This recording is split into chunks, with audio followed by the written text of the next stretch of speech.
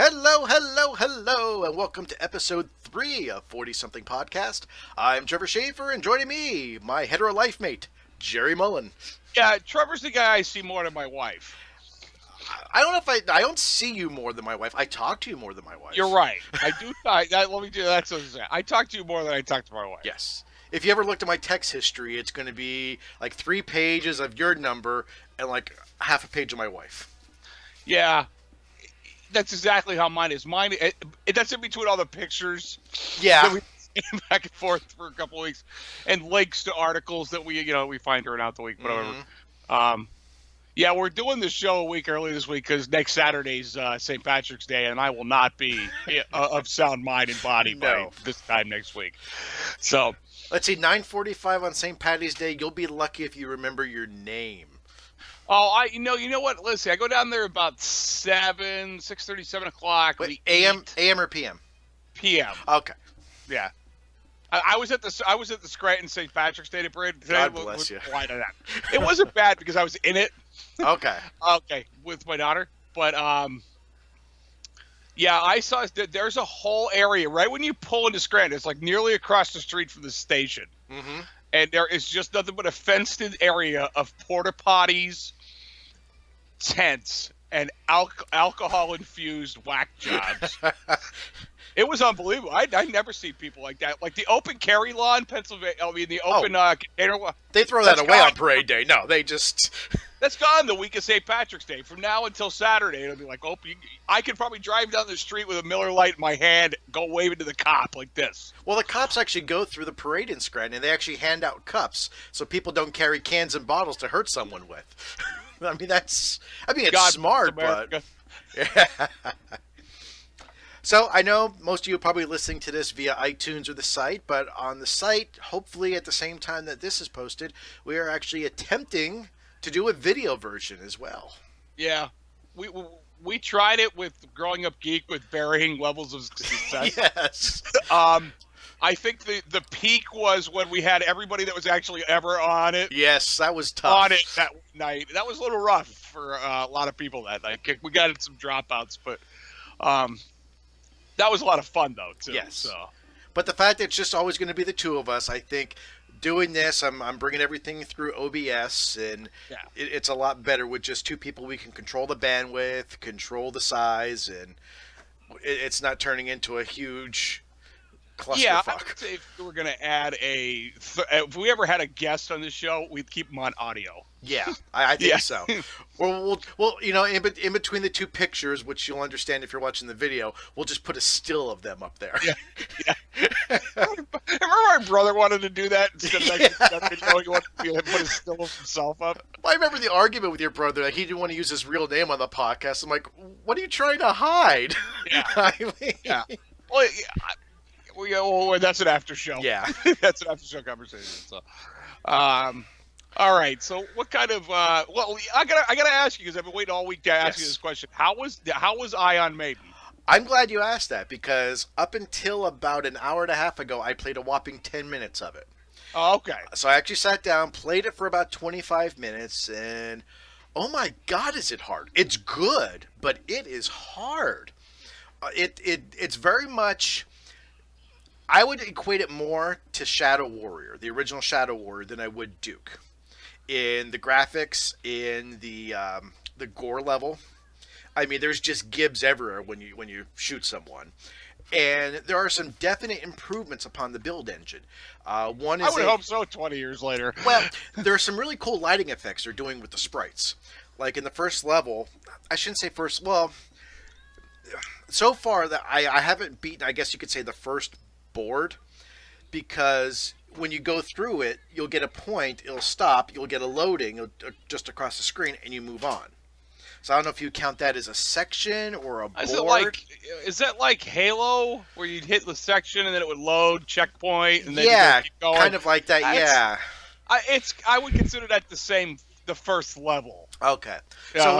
So in that, you have the staircases, and the staircases are lit by a light, but it's all sprites. But the way they did the lighting in the sprite, it actually looks like actual real lighting, because they were able to tone down all the sprites around it.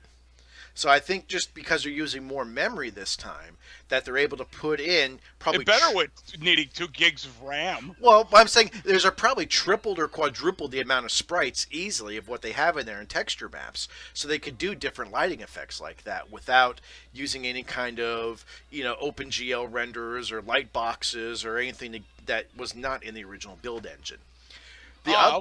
The other big improvement is, another improvement on the sprites is the fire looks absolutely fantastic.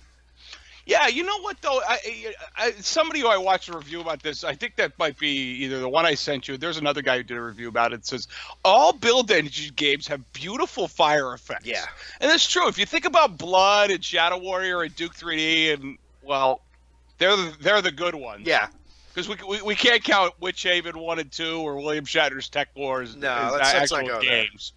But the fire effects, I think Blood's fire effects were the best ones. They are very good, yeah. Yeah, I have to admit they are really good. But the last big thing I've noticed so far is the hit detection on the enemies.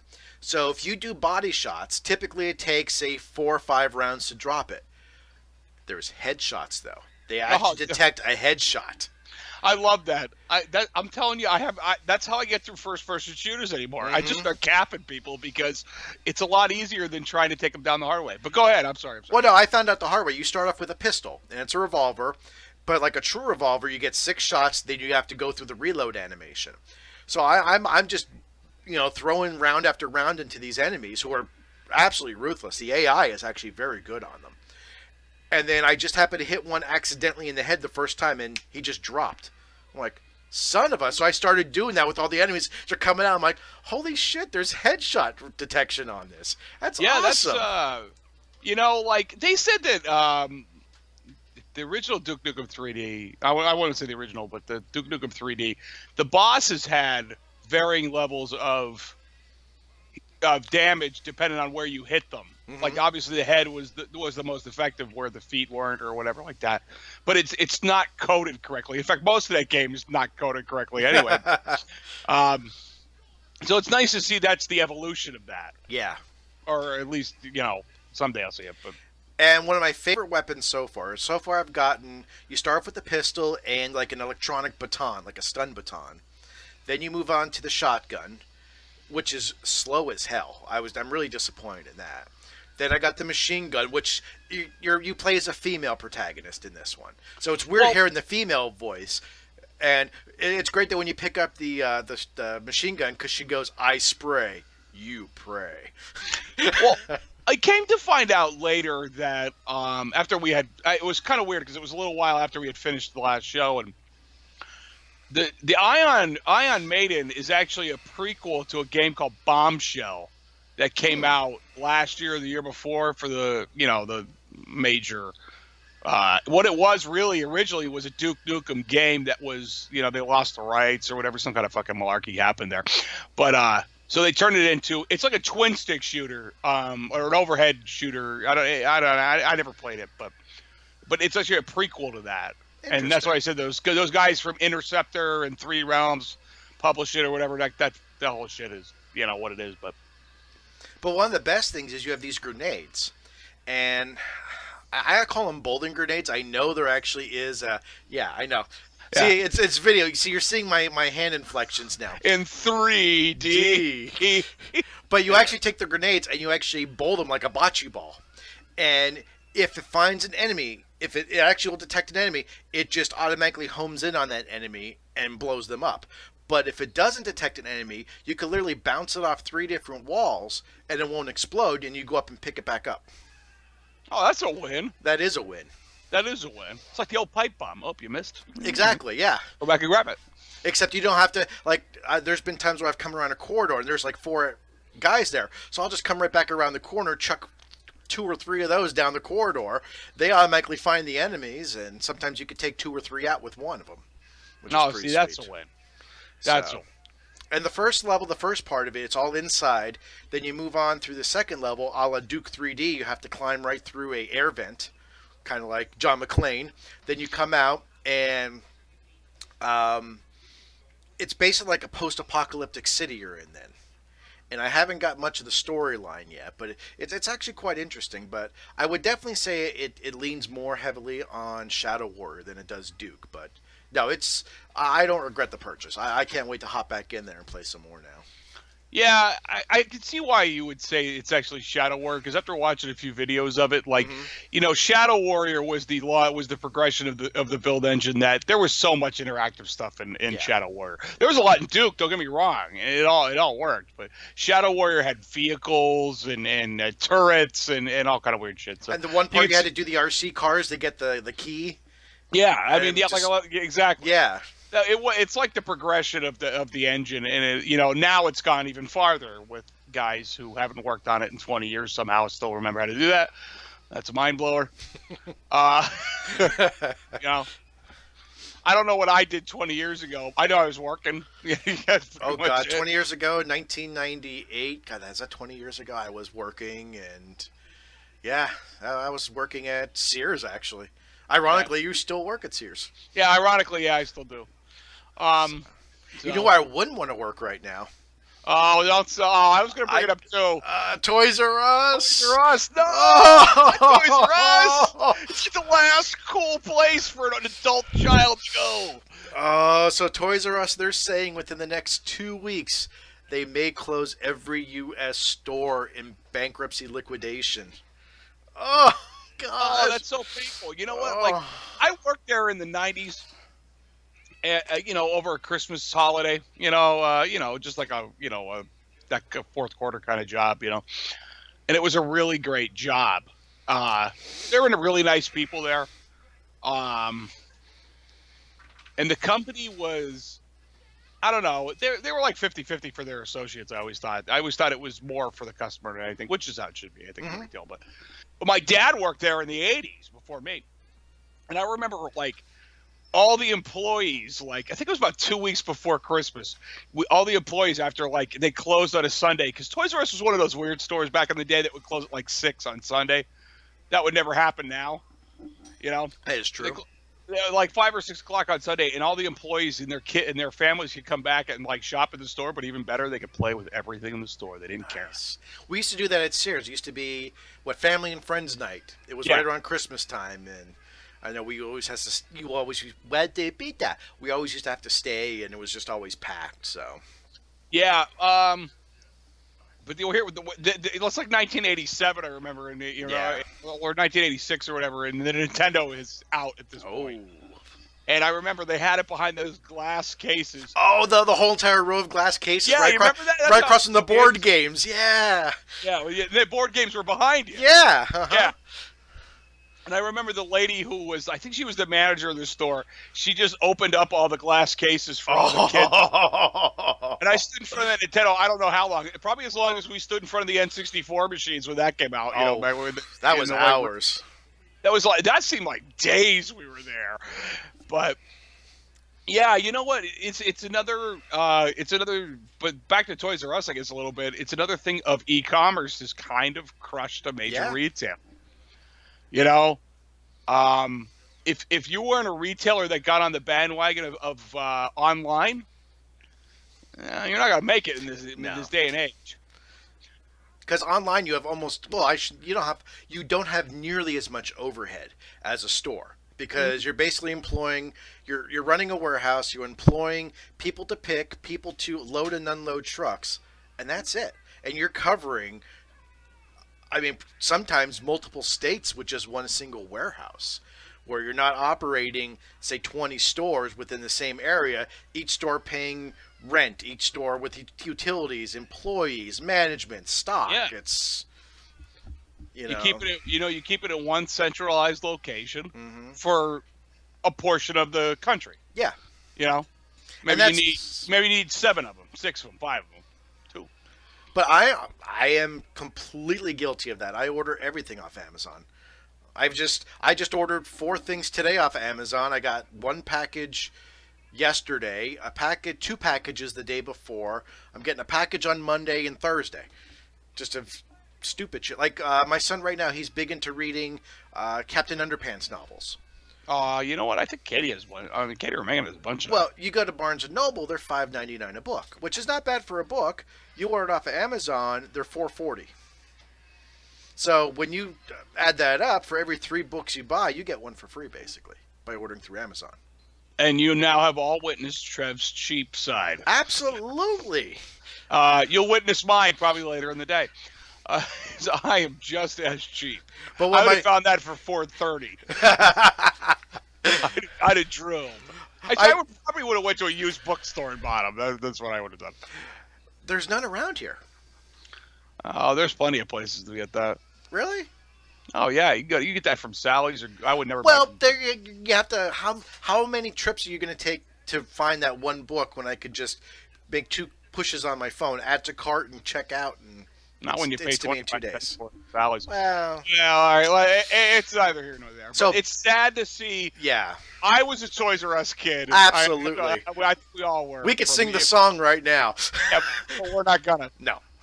Because people will see us sing it, and that's mortifying at best. So, yeah, it's just sad to see, And you know what? It's like that. That's the last toy retailer I can think of.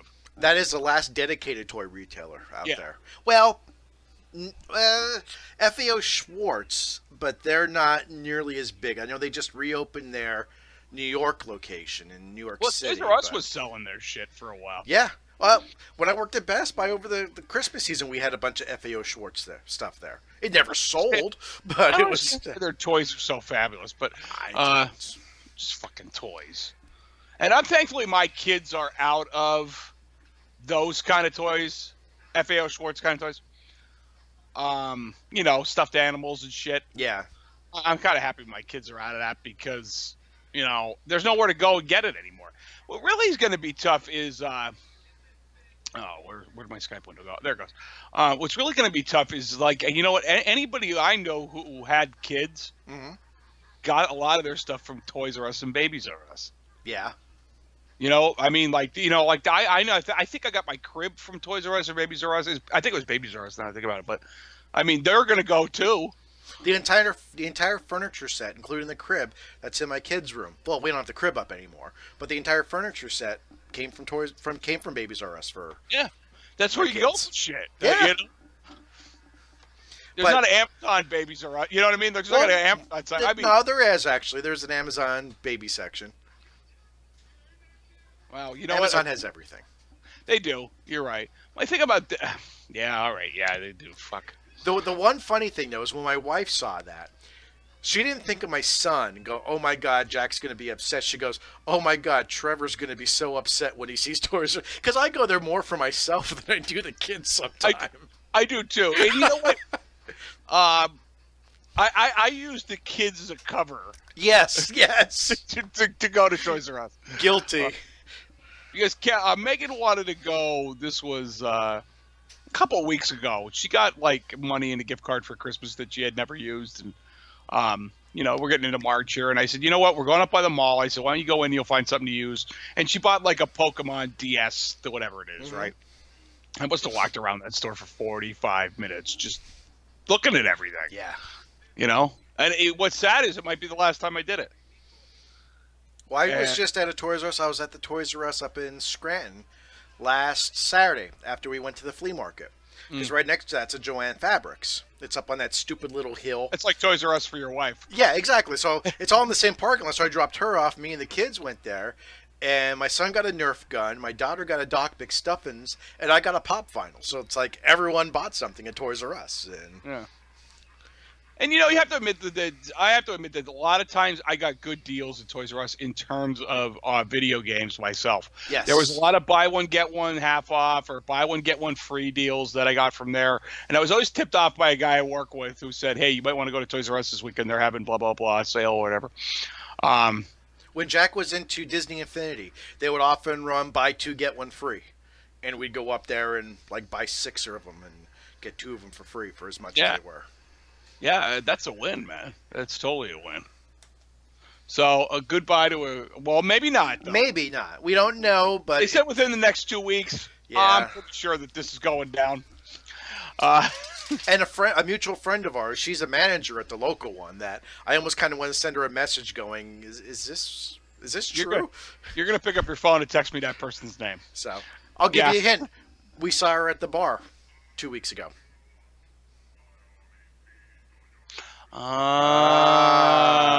Okay. I think she's the actual store. She's either the store manager or the assistant manager. I hope she's all right now. So, but I should hit her up for a Switch, Jeep. I have a Switch. I know, but for me. Oh, okay. Yeah, for me. Well, So- that's a nice segue. I was going to move into Clever next. segue. See how That was very good. I totally set you up by that one. What do you think about the Super Smash Brothers Switch trailer? Oh, I really liked it. It's pretty vague, though, don't you It think? is, yeah.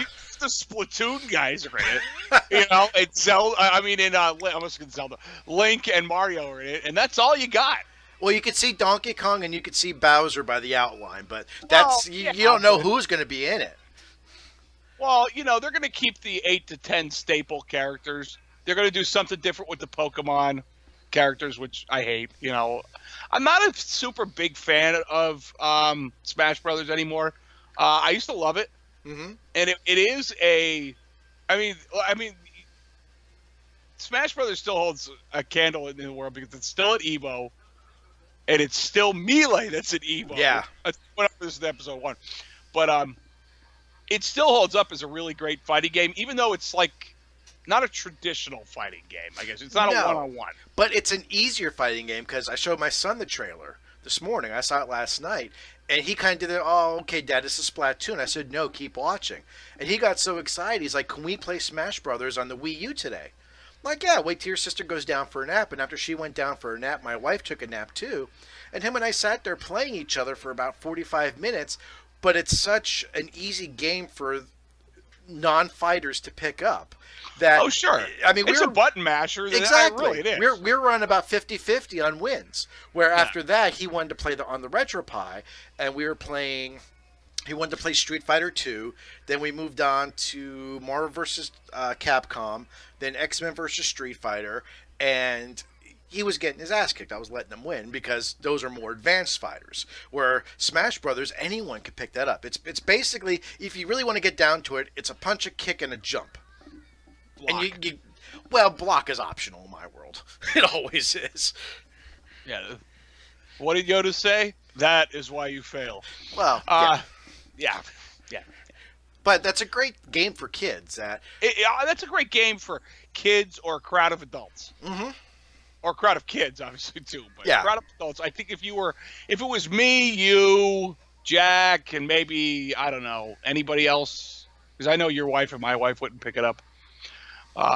Maybe Jess would. I don't know. I know Kelly wouldn't, but She tries it. Yeah. And I think the big thing, I've never been into Smash, but with the Wii U, it was actually the downloadable characters that actually got me into it. Because I didn't care. I had Brawl for when the Wii came out before it got stolen. And that wasn't bad. It was okay. But with some of the characters, like you had Ryu downloadable, Cloud Strife, Bayonetta, those were kind of more my speed characters, which were kind of fun. That got me into it. Well, my son, his favorite character now to play with is Pac-Man. And he's it's a win. damn good with Pac-Man. And he's older than Mario. So, and he's an unstoppable machine with Bowser. Well, yeah. You know what, though? You have to... This is what I said. When the next generation is better than us at fighting games, we've done right. Yes. Yeah, I feel like I've done right. Like, I remember I went to a friend's house about a year ago and played Mortal Kombat X against their son, and he was really good. He just destroyed me. But I didn't feel bad. I didn't feel like a dick or like an asshole about losing, and I wasn't upset about it because I was like, the next generation's doing right here. Yeah. You know, they're doing... I mean, I don't know. That's not like a... I mean, not that... I should take that back. You can make money on that now. Yeah, That's you a seriously career. can. You know. So, did we have something else about the Switch? Oh yeah, you had the video about the Labo and Labia or whatever. Oh, the Labo, yeah. The video about Labo. And we talked about it last week about the YouTube channels we watch. And Tested actually came out with a Labo hands-on out in San Francisco. Nintendo had a special event, and three of the guys, Kishore, Norm, and Jeremy, and Kishore and Jeremy both have kids, and they took their kids. and they actually got to build some of the stuff. They got to demo everything. And I'll tell you what, I'm kind of sold on it. I mean, it answered a lot of questions like how the piano works, what the material is made out of, how it senses it. And while I'm probably not going to get the robot kit, which is $10 more but looks damn awesome. Is that the one with the backpack? The backpack and the strings, and I mean, you can pull the visor down. It brings up a first-person HUD. But the variety pack for $70, I will probably get that because, I mean, the fishing game looked awesome. The motorcycle game, there's a driving game. The house looked kind of stupid.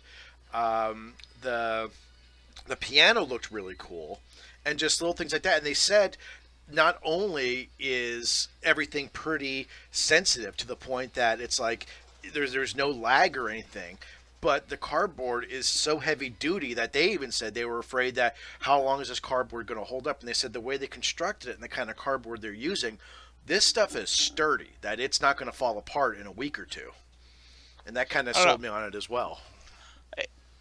You know, it looks really neat. And the technology behind it is it's Nintendo classically taking simple things and turning them into something spectacular. Like famously the Wii U controller.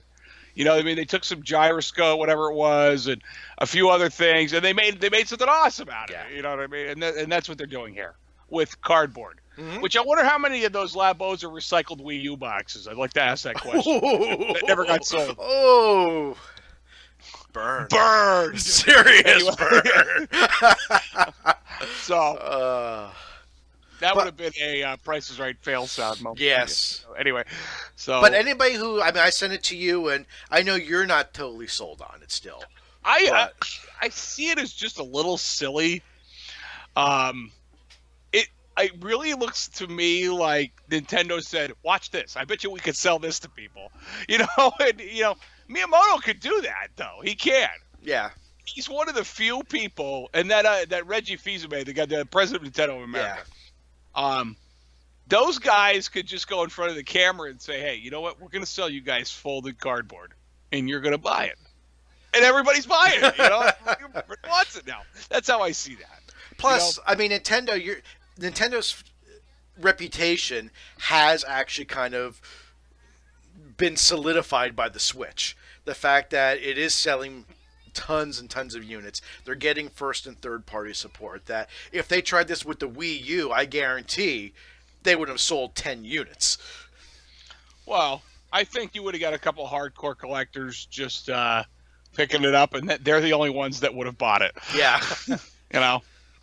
We would have found it at a Goodwill for $1 a year from now. Yeah. You know? People are shipping eBay stuff in Labo boxes. Wait, that could still happen. That is true. So, but go on YouTube, look up, just do a search for Tested, or actually you could even do Tested Nintendo Labo, and it's not a long video. It's like 18 minutes, and it's pretty fascinating. It is. It's informative. I like that. All right. Well, we're still on Nintendo. There's a whole list of games coming out for the Switch that I sent you during the week. And the one that first off that really blows my mind that's coming out for the Switch and is actually coming out for the Xbox is Crash Bandicoot's Insane Trilogy. I'm happy about that. How pissed off Sony is to see this go to another platform. Yeah. This was the game that made Sony's PlayStation. Yep. You know, it was like the first mascot they ever had. Sega had Sonic, Nintendo had Mario, Sony had Crash. Crash Bandicoot. And Crash Bandicoot games are good. They're good. Always good. Yeah. You know, I would like to pick this up, and now you know Jack can play it now. Absolutely. Well, he's played the first one on the RetroPie. And he likes it. But again, you're talking an 8-year-old in 2018. He's like, "Oh, Dad, these graphics kind of suck." I just go, yeah. You know, I want to backhand them. I know. like my daughter wanted to leave my older daughter wanted to leave the parade today because her phone was dead. I was like, God. Guess what? Guess what's not happening? Yeah. No. Whose fault it is you didn't plug it in before you went to bed? Well, not mine. You need to get these. These are all charging bricks. I even use them for the kids' tablets sometimes. And No, I would prefer her just to take care of it. That's All right. So anyway, let's see. All this stuff coming out for Nintendo. Okami's coming out again. That's like the third release of that game. yeah. That was on the PS2, I think it was. I have to look that up, but I think it was. No, I don't think there was game. It was Wii U, but I think Okami was always Nintendo. I don't think it came out for anything else. Okay. Because famously for that, if you don't remember, when it did come out for, or was it? I'm almost positive it was the Wii was the first one. That the cover for it actually had an IGN watermark. Someone actually used an image of the cover from IGN to print it.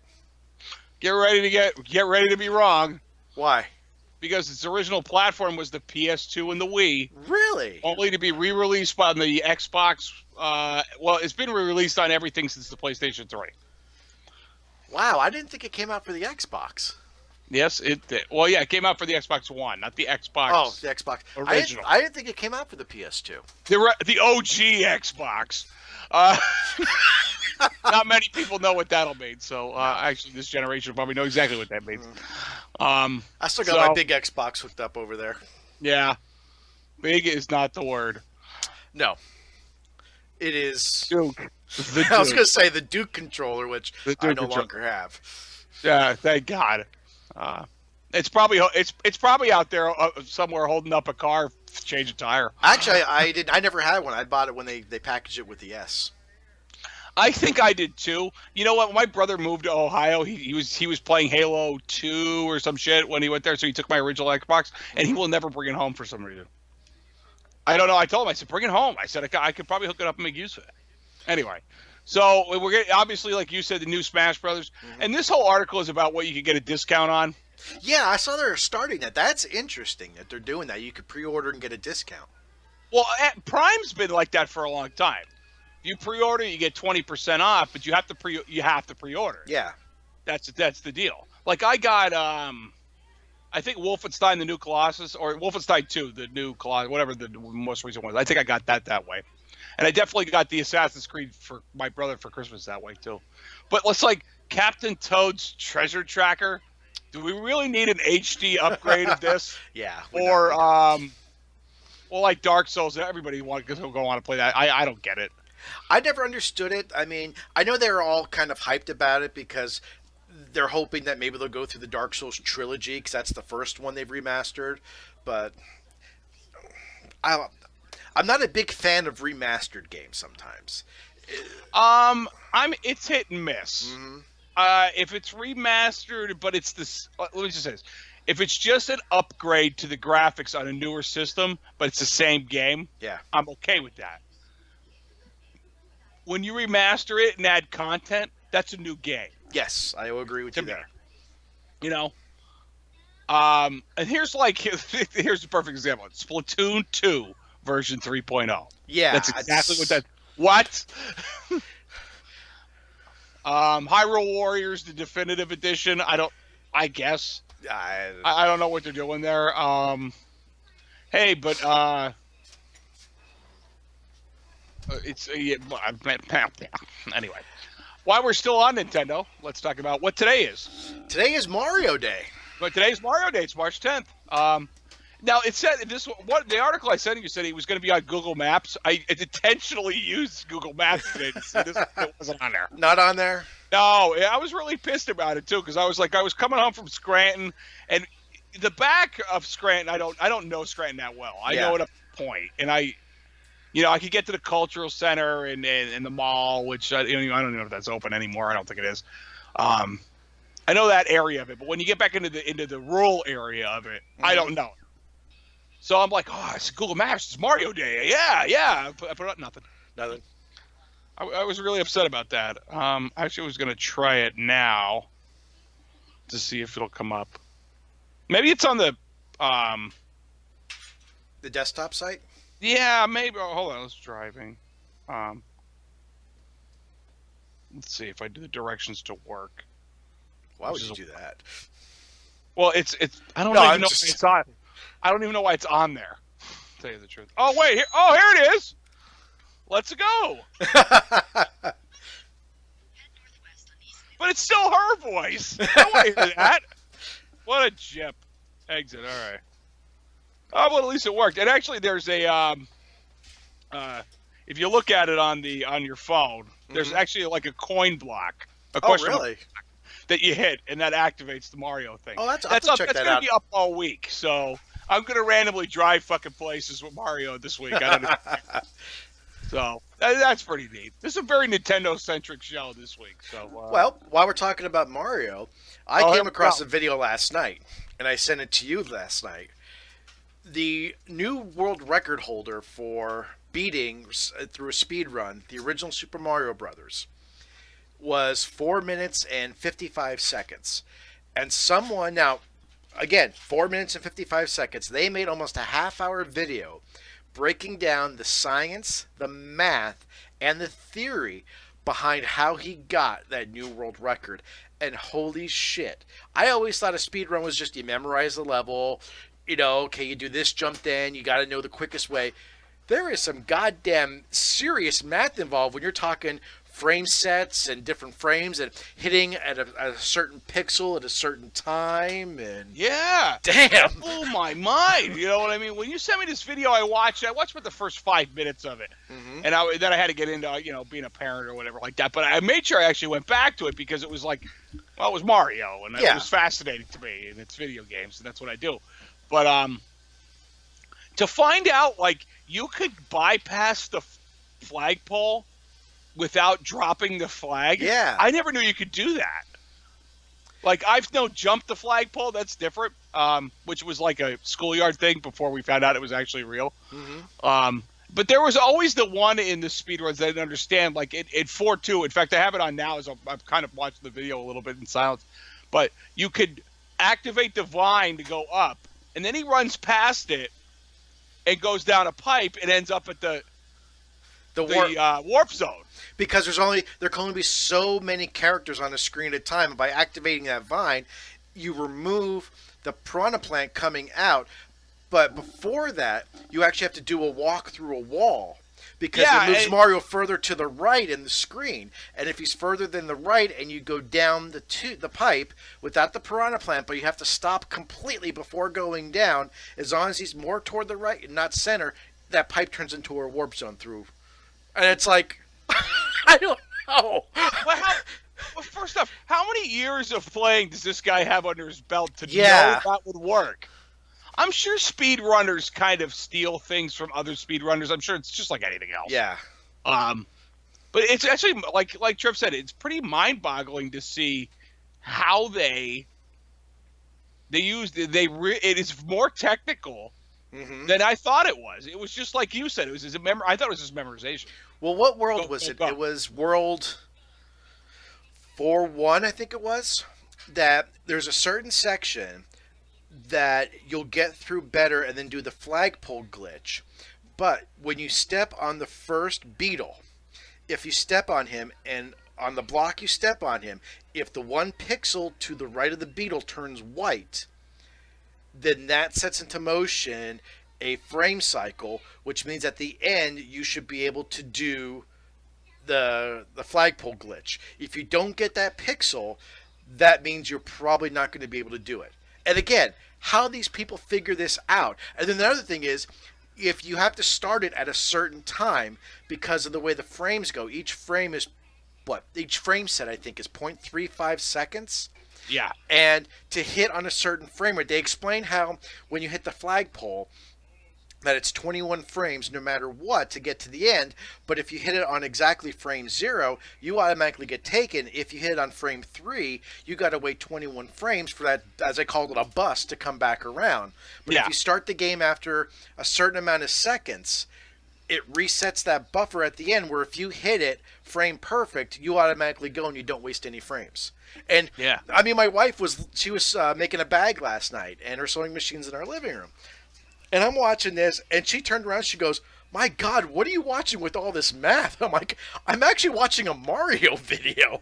Yeah. I never realized it was that much involved. I would never think that in my life, that it got that technical. Yeah. And you know what? People have been chasing this this has changed hands a lot in the last 5 years. If you keep up with the speedrunning community a little bit, if you keep up with like Speed Demos Archive or what the hell is that one I have on YouTube? Conveniently, I have YouTube up to check it. What the hell is this? I'm not signed in. I was going to say, if I start hearing porn, I'm going to be very disappointed. Yeah. Because I can't see it. Why do porn sites have a share button? Anyway. Am I wrong? No, you're not wrong. I'm not wrong. But why you look for that? The one cool thing is this guy does the math at the end and gives you the theoretical top speed of a pixel perfect, frame perfect run. And it's only like 0.5 seconds slower than what this guy did. That we've almost reached the pinnacle of the human ability to play this game. Yeah, but what's the I wonder what the record right now for a tool-assisted speedrun of it is. I don't know. Because this is not a tool-assisted speedrun. This is a regular... This is legit, although they're allowing the glitches. Some speedruns, they don't allow the glitches. It's a full run. I think when you watch, like, Games Done Quick, they have to say what kind of run it is. Yeah. You know what I mean? Like, glitch run or straight run. I forget, they have a bunch of terms for it, but... I think that's what they have to do for the speed done. Oh, the TAS video channel, the Tool Assisted Speedrun video channel on YouTube, and they probably have a website, but I'm not going to go all over all that. That's the site that's where all the Tool Assisted Speedruns are kept. At least I find, because I can tell when they're about to.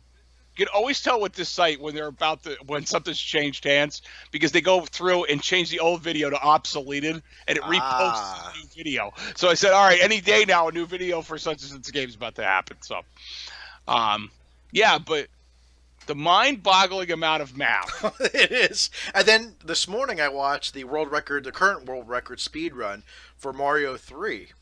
And you have that new appreciation now, because before then I'm thinking, okay, all the random jumps, that's just them trying to get the most speed. But once you learn that you have to land on certain blocks at certain times, and it's like you have a completely different appreciation for it now, of any speedrun really, when you're working with that kind of system, that you have to know the frame sets, the pixels, the blocks, and where the hitbox detection is. Because I never knew that. Because you've seen on speedruns where people literally jump through piranha plants and then explain that the hitbox detection is so low on the piranha plants that you can literally jump right through them if you know where to hit it. Yeah. You know what? After we hit years ago, I had one of those garbage plug and play things they used to sell in the mall. Remember the all-in-ones? Yeah, the all-in-ones. And they're junk, right? Kelly wanted it because this was before HD televisions has really gotten big.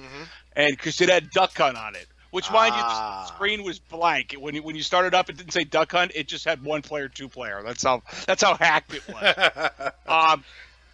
But they had Super Mario Bros. On there, which it wasn't called that, but it was fucking Super Mario Bros. And I remember watching the first real speedrun video of Super Mario Bros. I had ever seen. Well, not ever seen, but I remember seeing. And then I was like, well, I'm going to try it on this plug and play. And you can really jump right through those piranha plants. That's not bullshit. I could do that. It's just, the rest of the speed run I can't do. I can jump through the piranha plants. That's about all I got. And as many times as I've seen it, the thing that still freaks me out is when they jump right with Mario facing left. That still boggles my mind, how the hell the physics behind that. A keyboard thing. I used to think it was that because a lot of games for the NES and Super Nintendo, and I don't know if the Genesis is true, were never designed to have left and right pushed at the same time. That fucking throws those games off. That's why you see those, if you ever watch a Link to the Past, for Zelda Link to the Past, there's a speed run on that. It's like 3 minutes or something. That game's like 40 hours if you do it right. Or maybe less than that, but whatever. But if you hold left and right on the keyboard, it screws the game up. I don't understand that, because you're never intended to do that kind of shit. Yeah. Wow, do we have any non-Nintendo stories? I don't know, but I have one more Nintendo story to bookend this. It's actually just something simple that, okay, go. Again, holds probably a dear place in both of our hearts. I saw on Twitter one person that I follow, they posted the box art for Super Mario 3. And it was very simple tweet right next to, and it just said, best video game box art of all time. Oh, I don't know. But people went on in a thread to explain why. And if you read the thread, I completely agree with it. That it's a very iconic cover. You look at you could look at that picture of Mario in the Tanuki suit anywhere, and not the Tanuki suit, the raccoon. That's not the Tanuki. It's a raccoon. Move on. The Tanuki is the other thing. You can look at that anywhere, that image, and you know automatically it's Mario 3. The picture pretty much illustrates the joy and happiness you get from playing the game. That it shows you Mario having fun, and that's what that game is completely. It's completely fun. It doesn't make any promises that it doesn't deliver on like a lot of box art does. Look at the Atari box arts. They were absolutely works of art, and then you had 3 pixels on the screen. Horrendous, most of them, by the way. And I love the Atari 2600. I do. That was my first gaming system. Yeah. I could say that, But they were like, if you look at the cover of Missile Command, the simplest probably game on the system. And it's got this intricate oil painting and white fucking space ball fucking helmets, shit. And I'm thinking to myself, like, I know the game doesn't look like this. I was like 5, and I knew it wouldn't look like that. The game's awesome, though. Yes.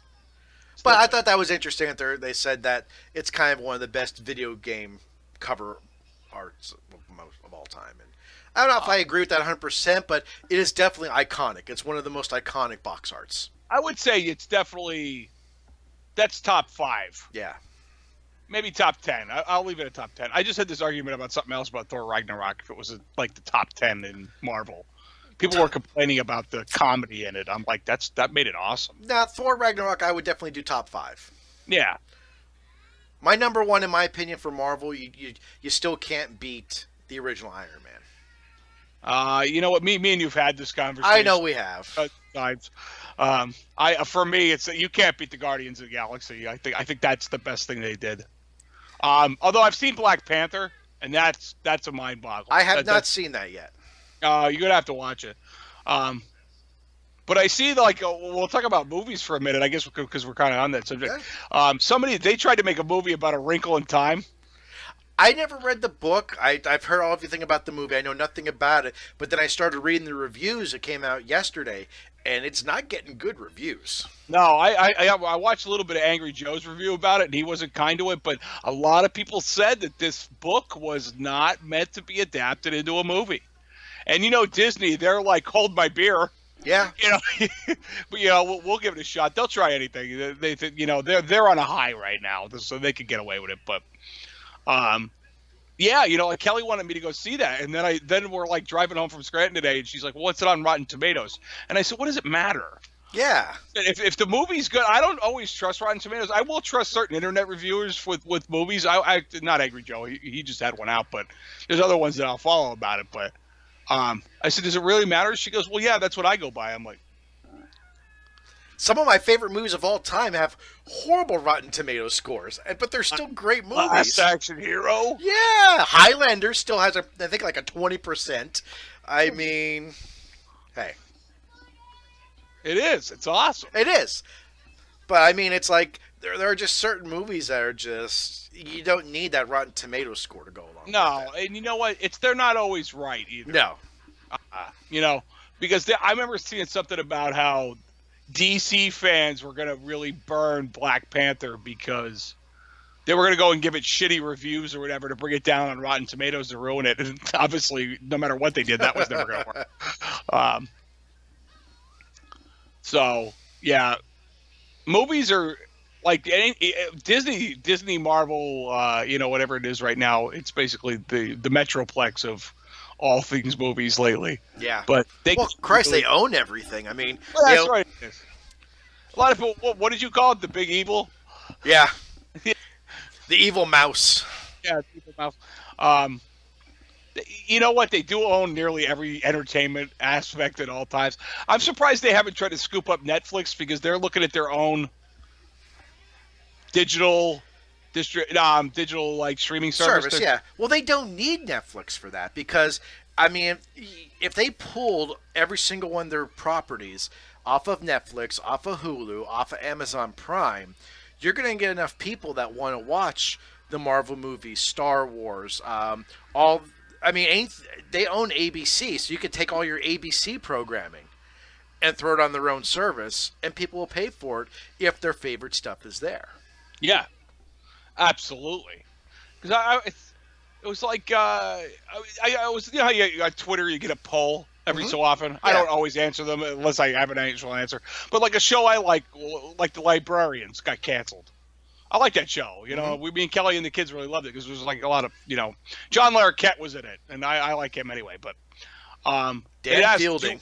Dan Fielding, yeah. He'll die as Dan Fielding. Yes, he will. But one of my cats is into something out there. Fuck. Anyway, would you pay? It was like a poll. So would you pay to watch The Librarians on a streaming service? And I'm like, you know what? I wouldn't go unless it was one I was kind of already paying for, just for one show. I don't think I would. No. You know what I mean? Like, I probably hit it up on the code. I ran into that this year with Star Trek Discovery. The new Star Trek series, only available through CBS streaming service. I'd have to pay, I think initially it was $6 or $7 a month, but I think it's $10 now, to watch this show. And I have a hard time paying that money per month for literally, you figure you break it down, that's 3 episodes a month, say solid, because not every month has 4 weeks in it. So you say 3 solid episodes per month at $10. I'm paying $3 and whatever 33 cents per episode. That's not a value to me when I can wait and go on iTunes, probably download each one for 99 cents, or get it through various other means like I have. And when you're less than reputable sources, yeah. Huge gray area there. Huge gray area. I totally agree. But when you market yourself as an online streaming service for a particular network or a particular company, you can't make people buy into your ecosystem with 3 shows. And that's, I think, CBS's biggest problem is they have some original programming, but I don't think they have enough to bring people into that. Where Disney, they own so much shit that, I mean, I don't think they'll have a problem getting people into their service. Which is sad. Which is sad because a lot of shit is going to leave Hulu, Amazon, Netflix. But you'd be really sad I'll be really upset if the Marvel Netflix shows leave. Yeah. You know, Netflix. Although I did read about that they do have a contract with Netflix for that because Netflix pays for their production. They pay Disney just for the licensing. Oh, that was a smart move by them. I wonder if they saw the writing on the wall with that one. I don't know. So they could still say, okay, Netflix, you produce the next season of Daredevil, you pay the $30 million, and then you give us $5 million for that right to use that.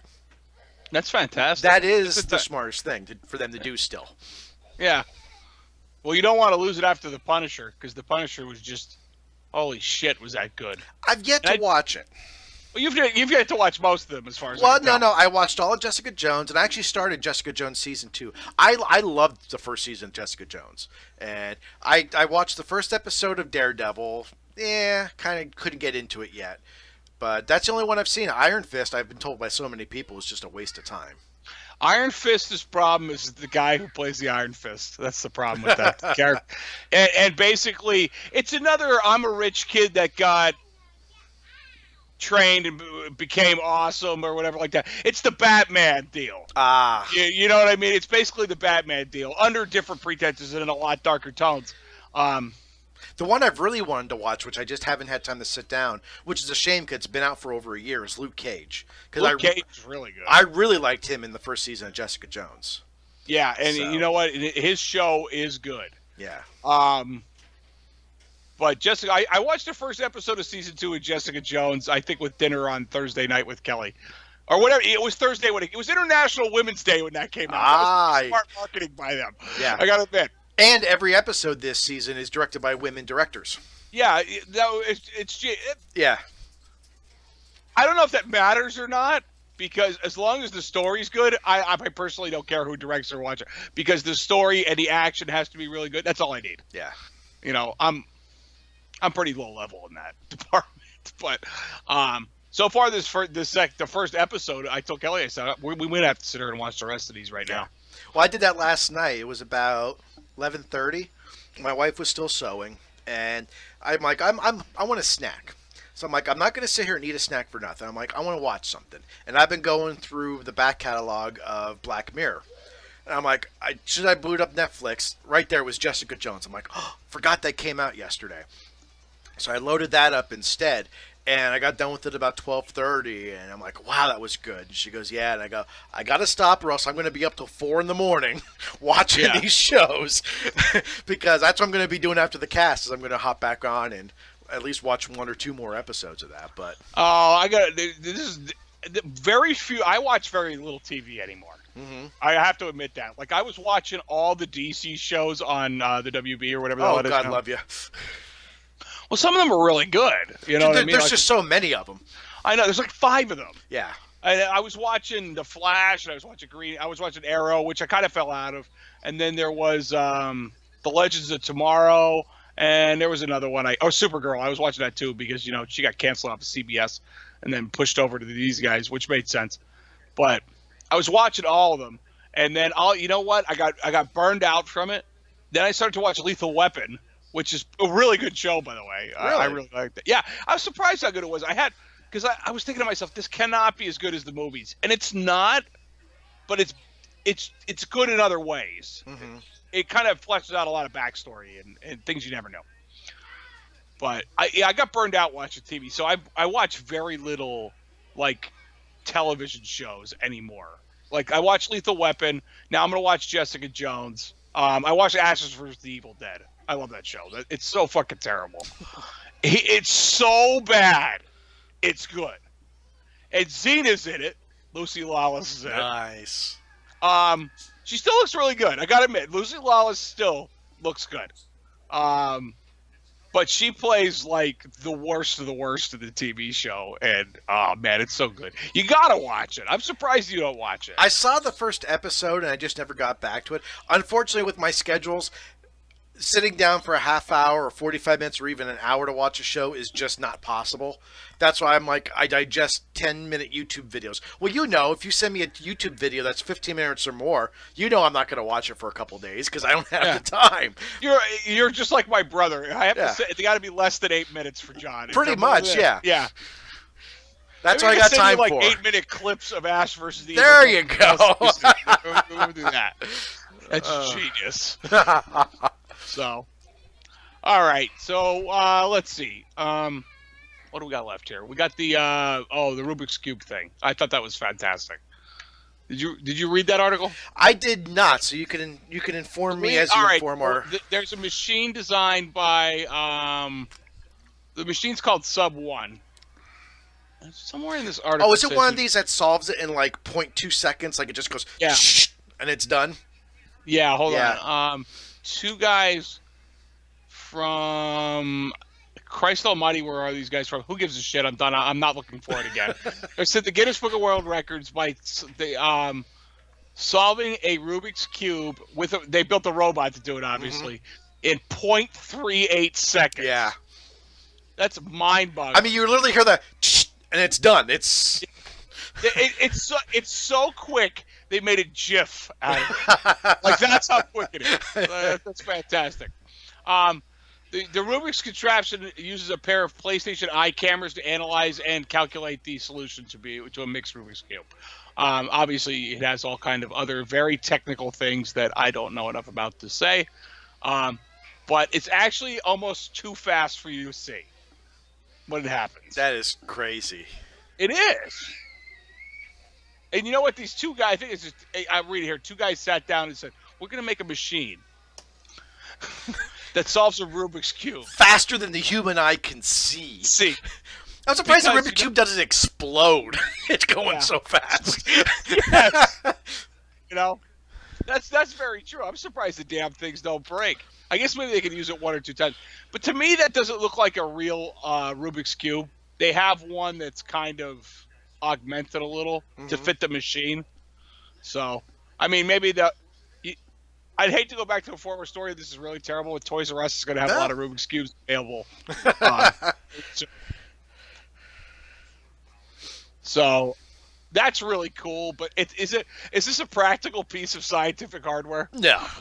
Wow. This is somebody like woke up one day and said, you know what, we're going to do this. And that's it. And these are guys with either too much money, too much time. These are the people with a 3D printer right here. These are these guys, you know. But you know someone about a year and a half, 2 years ago did the same thing with a fidget spinner. Just sitting there twirling something, go, you know, we could print one of these or make one of these, and kids would love this. And yeah, now they're multimillionaires. Every kid you knew needed 5 of them. Yes. How many did Jack have? He still has them. He was just actually playing with one today. I think he had 4 or 5, actually. I know Kate had 5 or 6. My youngest nephew, he had about a dozen of them. Because they went from, like, you could buy them at just like retailers. Then you could find them at a gas station, you know, a Quickie Mart, you know. I was like, oh, my God, really? Because I bought him his first one at the end of school last year because he had good grades. So I actually ordered off of eBay. It was a custom Pikachu one. That it was all yellow, had the black grommets, but the actual finger part was actually a rubber Pikachu head. So, and then after that, it was every time we went to the mall, Daddy, can I get one? Daddy, can I get one? And the absolute best was around Christmas time. FYE had them on sale. They had a huge cart because the fad was pretty much over by then.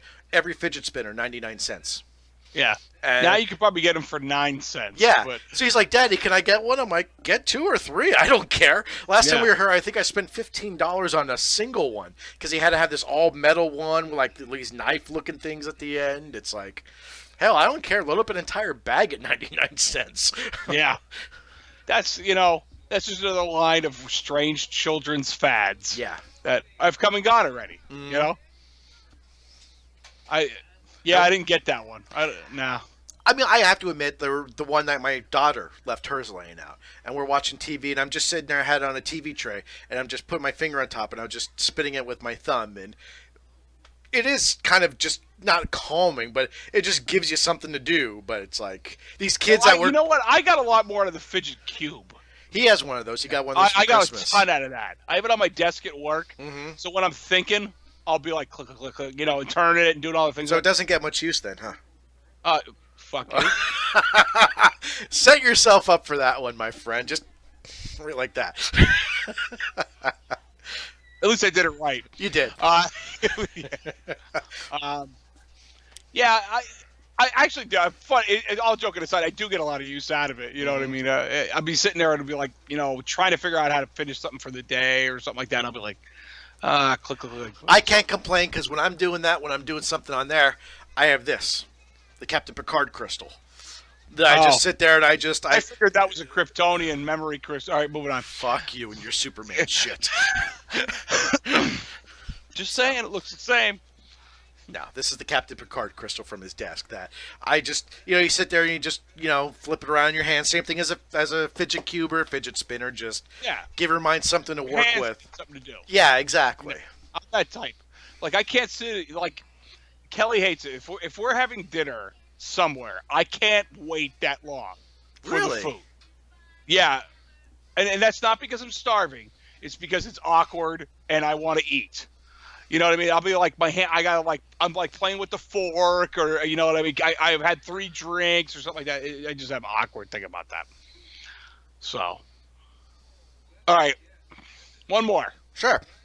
Sony's 3-player virtual air hockey table is the future of augmented reality.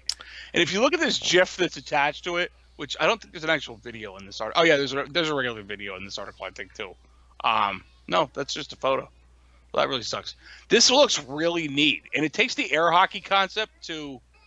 I'm looking at it now, so I haven't looked at this since you sent it to me. So yeah, it takes the air hockey concept to another level.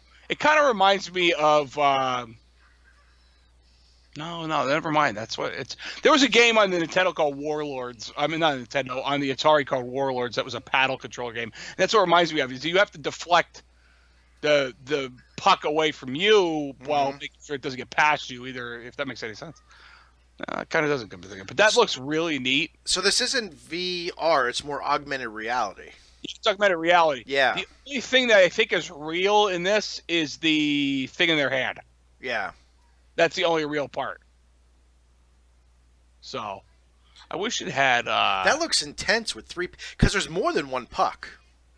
Yeah, There's 3. There's one for every color. Yeah, that's pretty intense. Yeah. The visual sensors, which can detect and track objects at 1,000 frames per second. And one sensor sits above the table to track the puck, and the other sit below to track the player's paddles. An overhead projector, meanwhile, overlays the game interface on virtual pucks. Yeah, I'm just reading that right now. So it's actually not augmented reality. It's legit. You don't need any kind of apparatus to see this. That's kind of cool. That is neat. I just thought this article was really neat. Plus, I was like, man, I need a quick article to wrap up this shit with. So, although, wait, because I'm reading the article. While it's not ever going to be a commercial product, Sony has shown time and time again that its display and sensor tech can achieve a novel form of AR. So maybe this is AR. It's kind of contradictory in one part of the article than another part of the article. But that is very cool. It's a 50-50 split. Yeah. I think augmented reality, you're only really looking like if you like the DS has it. Pokemon 3DS. Go is the best thing for that. When you play It also Pokemon, was- that's augmented reality because you see the Pokemon in front of you, even though it's not really there. Yeah, that was also like a big battery drain, and I don't know many people. Oh God, yeah. I don't know many people that still use that version of it. I remember the kids were walking around the house, and behind the piles of clothes that they didn't bring downstairs for the laundry was a Pikachu. I said, well, what lesson did you learn here? You could have caught him quicker. You know, I sound like an old man there, but it's true. Hey, we are old men. Yeah. Are you kidding? Right now, I'll show it to the camera. I'm drinking a Pepsi. I normally drink Diet Pepsi because I'm old and fat and got to keep the calories off. But I actually been buying 6 packs of these only because they have the retro logo on it. It reminds me of the 80s. Yeah. Only reason why I'm drinking regular Pepsi. Some guy I work with walked in with one of them, and I said, "Would you buy that on eBay?" Yeah. He goes, "No, I got it over it." I'm not sure if he knew what eBay was because he was, it was a little weird dude, but I'm sure he did. But he says, "No, they sell it at Shields or Kmart or wherever." He said he bought it, and I'm like, "Really?" That was like the Mexican Cokes. I like them better. Yeah. Yeah. God, they're good. Sorry, I'm a Pepsi man. Well, to each his own. As wrong as you are. Oh, my wife and I have the argument constantly. She's a Coke person? She's a Coke gal. I'm a Pepsi guy, and my son, he goes back and forth. Depends on what he feels like, but I'll take him to the right side eventually. That we'll teach him the right way. No, I doubt it. So, just like my wife, your wife has your nuts in a purse. oh yeah, big time. Yeah. He's gonna like Coke, and that's the end of the argument. That's what I've been told. So. I don't think I have anything else. No, me either, man. And this was nice and smooth. It was. Like the last, well, except the very, very, very first one. That wasn't smooth. It never got posted for various reasons. For obvious reasons. Yes. We fucked up. You know. Hey, and we actually had a record this time. It only took us about 25, 30 minutes to get all the technical glitches worked out with doing the whole video thing. Audio was fine. It's just this time it was video because I'm doing this on my Windows 10 machine, so the Windows 10 version of Skype, it doesn't allow OBS to take Jerry's camera and put it into the overlay because it won't allow it to capture, so I had to go find an old version of Skype through someone's OneDrive, and yeah, it works now, and we have a viable platform for this. Yeah. So this is good. Gonna go like to YouTube. Yeah, I'm gonna post this to my YouTube channel, my personal YouTube channel, because if you start a new YouTube channel, you have to upload, I think it's 5 videos first, to get past the 15-minute limit of an upload. Oh yeah, Yeah. fuck that. So I have. I mean, my I've never account's posted so anything old. to YouTube, but I have 111 subscriptions. So Yeah. But you have to have so many videos posted because your first X amount. I think it's 5. They may have changed it since then. You can only upload up to 15 minutes, and then right now we're already at an hour and 10 minutes. So there's no way we could upload this. So I'm just going to upload it to mine, set up a playlist for just this podcast, and then we'll put it on the website because you could just either stream it there or I'll just take it directly to YouTube. I haven't decided how I'm going to do it yet. So. Copy that. We'll still have the audio version. Oh, absolutely. Yeah, the audio version is going to be on the site to listen. You could download it directly from the site, and you could get it from iTunes. So very easy. Look, and we've successfully plugged ourselves at the end of the show without even trying. Nope, I haven't plugged it yet. Go to the site, 40somethingpodcast.com. Yes, and you can follow us on Twitter at 40something podcast. No, you can't. What is it? 40-something show. 40something show. That's right. 40-something I've only podcast. been tagging everything I do in that in the last 7 days. I wanted 40-something podcast.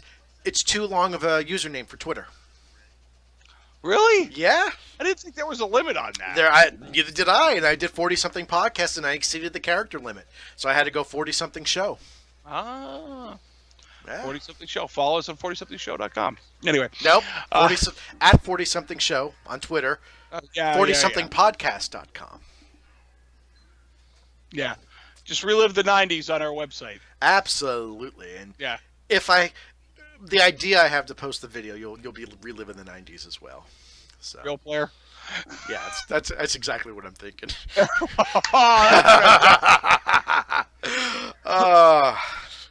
Okay. We can start it now and we can finish it in 2019. If we Seriously. buffer that long.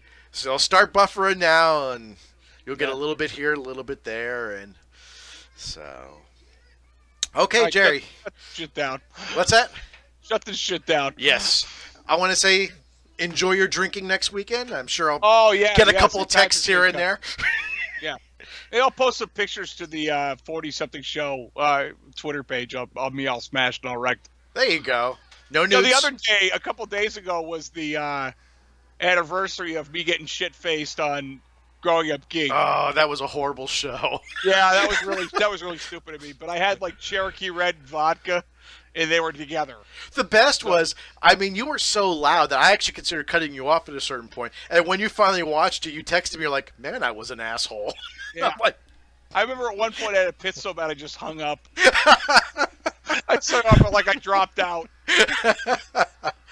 All right. That's the end of this. Jared, thanks for coming again. Absolutely. Thank you for having me. Not a problem. Guys, thanks for listening. Thanks for subscribing. Rate us. Love us. Hate us. We don't care. We'll still be here next. Just comment. So just comment. And we'll be here in 2 weeks again. So, Yeah. guys, keep it cool. Keep it easy. We'll see you next time.